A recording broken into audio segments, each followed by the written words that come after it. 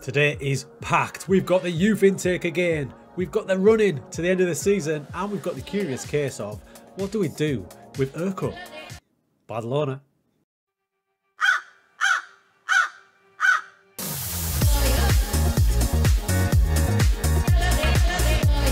What's up everyone, welcome back to Badalona. Christmas is out the way, my illness is gone and the Bada boys are firing. So this is where we left you from the last episode, just on the brink of the playoffs with about 6 games to go. Can we get into those glorious playoffs? Hey, the boys are playing well, they're playing well in this 4-4-2. We've got some winnable games, we've got the hardest one out the way now against Barca B. And that's the clutch of games we've got. We'll get into them now, we're going to go straight into it because we need to see if this is going to be a playoffs episode or just more disappointment.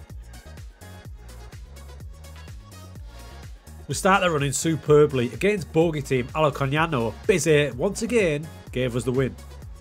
Dominating performance. More of the same in the next match against Villarreal B. A strong 2-1 win with those boys up front doing the business. Next up, away to Murcia. Lasado through to Sau. One of the finds of the season. It's another win. After 3 wins on the spin, we stumbled to a 3-2 away at Logroñés. We probably should have won it. But how well they responded. In the next game against Tudela, we went goal crazy. And of course, that man Bizet was at the heart of it. Goals and superb football. Who says 4-4-2 can't do the business? The biggest win of the season at a clutch time of year as well. Let's go, boys.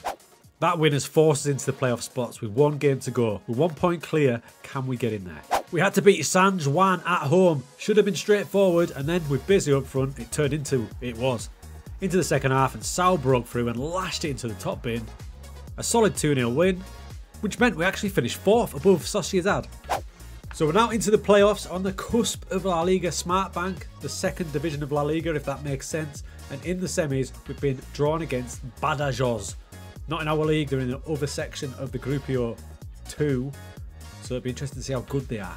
This is Badajoz. You can see they finished 3rd in their league behind Deportivo and Algeciras. Nice little stadium. Only built in 1998, so a relatively new team. And the manager, Bolo, a lot of respect for the glasses. But before we get to the run-in and the playoffs, we've had our youth intake in and we've got, believe it or not, 4 elite intakes, apparently. Now, like always, I want your help because the help you gave on the last clutch of youth intake was invaluable. We've got some good players coming through. We'll check on those maybe a bit later on. So we'll have a look at the big 4. This is the big 4 that Pitu, the Don of our head of youth development, has given us.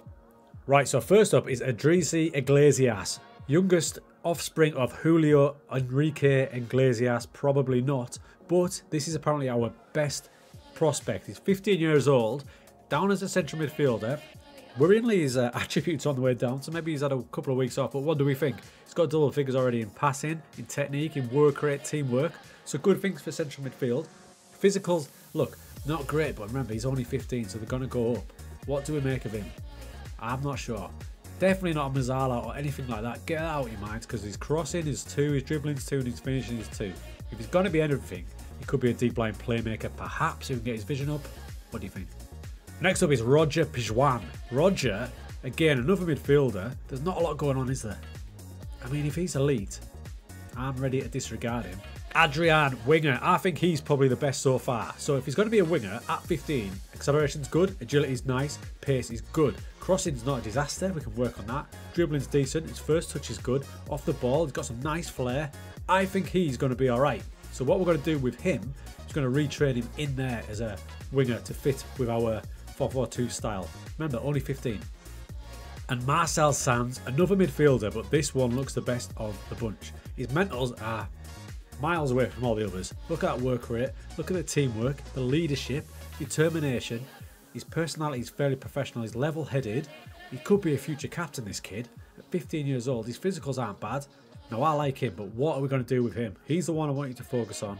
Marcel Sanz, what's he going to be? We also had some good top talents as well, such as Alfred Clarissa, 16 years old. Now, mentals are really good. He's a left-back or a defensive winger. To me, he looks more like a left-back. If we slot him in there, we can see his tackling's decent, technique's okay, work rate, teamwork. The mentals are really good. Can we make something out of Clarissa? Two-footed winger in Emily Torner. And a target forward who can also play in central midfield. What's this about? I mean, he's 6'3". Alfred, one name only, one name required. He looks like he could be a prospect at target forward though.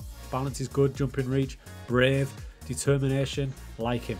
So that's a new clutch coming through. Remember, they're only 15 or so they've got to be a couple of years, but we need them. We need them because if you look at our finances, it just gets worse. 3.3 million in debt now. Now the good news is our development centre has been great. Remember what it's brought through for us so far. If we go to our tactics screen, just in the first 11 alone we have 1, 2, 3, 4, 5 players from our youth team. Remember Losado on the way up. He's had a bad training week actually. We'll have to give him a slap on the wrists, but he's going to be a great player. Everything's on the way up. He's like the barometer. Now everyone else, Goglione is now the captain. He's came through the youth team, so there is talent there. God, we're going to have to use it because 3.3 million in debt. Which brings me on to the curious case of Urco Hernandez. We sent him out on loan. We thought, what is he going to be? I asked you last time. Consensus looks like false 9 or deep line forward. And he's got that much potential. He's now got a face and a groovy headband. There's Urco Hernandez. Get used to him. He's going to be in the team next season. He's having a good time away on loan. He's only started 11 matches, but he's also came off the bench 21 times. So his progression's been good. He's only 18. Some people did say that for a false 9 his dribbling's not great, but it's gone up into double figures now. I think we're going to focus on him as a false 9 to give us an alternative to Bizet when a target forward's not working. We're going to use Hernandez as a false 9 to drop off because look at that flair. I can't get past the flair. 18 flair. The balance is superb at 15. His physicals are great. He's going to be a baller and he's going to be in the team next season. Into the match against Badajoz, and it's only one leg and a nightmare on 36 minutes as we go behind to Danny G. 65 minutes, Dominguez with a ball over the top to Catalan Sau. Keeper hesitates. What a finish. It's 1-1 after 65. 5 minutes later with the momentum, Bizet down the left. Little dig back to Shakira. Lays it across and there's Diego Losado, the man from the youth. He gave us a massive 2-1 win and we damn right deserved it.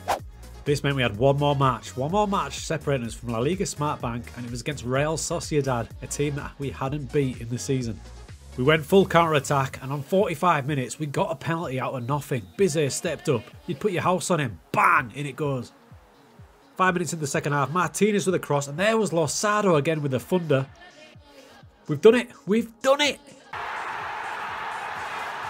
Your eyes do not deceive you. There is a big P next to the Badalona name. We've only gone and got promoted. Massive shout to Bizet and Sau, the front two, joint second in the top goal scorer stakes. I won't lie, going into that match against Sociedad, I was not confident. They'd battered us twice in the season, but we went full on defensive, low blocked it.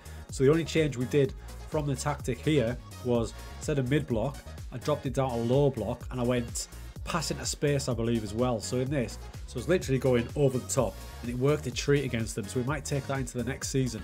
But how fitting was it that Losado came up trumps in the 2 playoff games and got 2 goals? So what about Barca? Can they take the shine off as well? They finished second in the league to Real Madrid, their best position in a long time. Mr. Schroeder's done a bit of a job. Unfortunately, it gets better. Because if we scroll down their schedule, you can see that they won the Copa del Rey final against Real Madrid on penalties, and even worse, they won the Champions League, beating Man City in the final. So yeah, looks like they'll be looking for the league next season as well.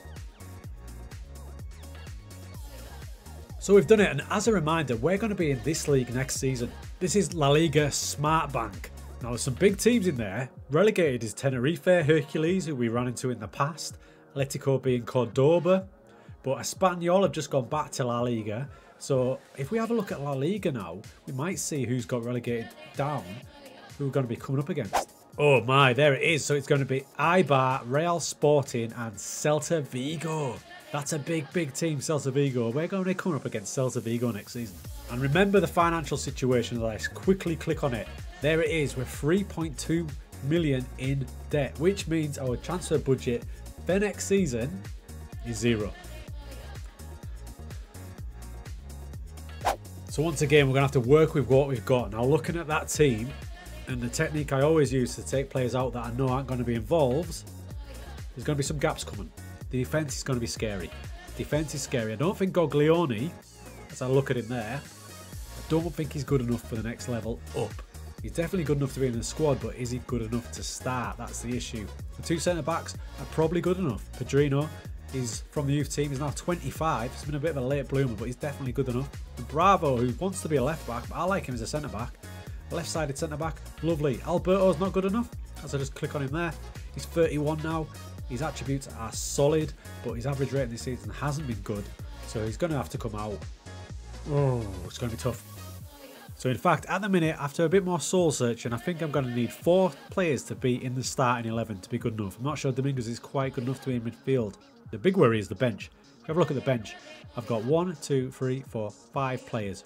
Again, Cock is a 19-year-old centre-back who's going to be cover. And we've got Urko, who's going to rotate. He's going to play a lot, I think. The rest, Grimmer, been out all season with an injury, so he hasn't progressed like we'd like him to.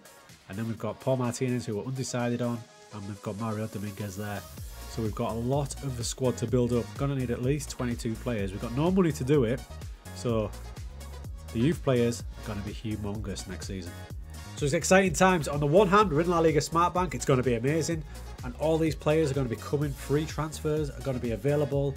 But as we look in the top corner there, our transfer budget of 0 and the wage budget we've got to play with is a measly £2 grand a week, which at Smart Bank level is probably 1 player. Obviously, next season, we're just trying to survive. We're just trying to survive. La forma de jugar, passant a jugar amb 2 a dalt i un per darrere, que era l'Albert Torra, i crec que hem estat molt bé. Fallos puntuals ens penalitzen moltíssim.